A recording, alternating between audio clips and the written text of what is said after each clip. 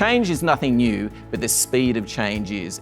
If you think now's fast, buckle your seats, because it's the slowest it's ever going to be going forward. 2002 Winter Olympics, Stephen Bradbury famously became known around the world as the last man standing. He went into this race knowing that the opportunity to win was going to happen in the turns. It's the single best time to actually get ahead and seize the opportunity.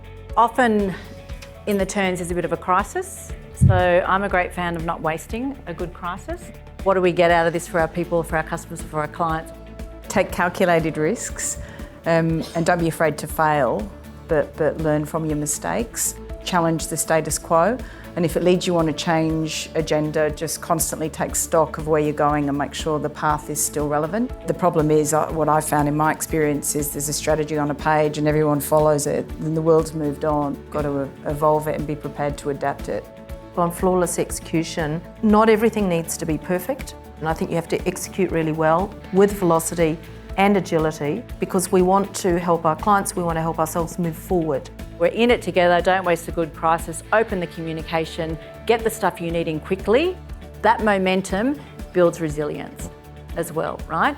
Then you've got to work out when to get out of that crisis mode, because that hyper work, you can't stay on resilience the whole time. You've got to repair. Where do we show we care for our clients and our employees? And that is in knowledge sharing and networks and flexible working and tag teaming people, a bit like a cycling race. So we're moving hard on this. We're going to have 4 of you in this group, and then you cycle off after 2 weeks, and then the next group comes in. In high performance psychology, we know that recovery is as important as performance. You can't perform unless you have time for recovery, but in the business world, we seem to just think we can run forever and not ever pull up stumps. And it's a real challenge to build that recovery piece in there and not see it as a negative, but actually a pathway to progress. This idea of finding new growth, some interesting research. Growth, or simple growth as it's described here, is the thing. It's the focus for all CEOs, the concern that they have. I often see CEOs, exception of the panel obviously, that just look for growth at any cost, or just keep looking ahead and don't realise around the culture and the impact or sustainable growth.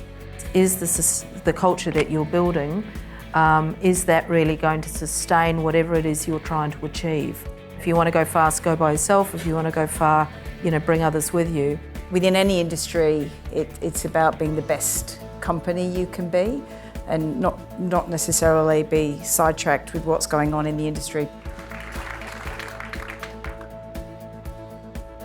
In the Moir Group presentation today on growth, I'm going to take a couple of things back to my workplace. The first one is progress over perfection. The other really important thing I'm going to take away is not to use the same people all the time on the same projects. We will burn ourselves out, and we need to take time to reset.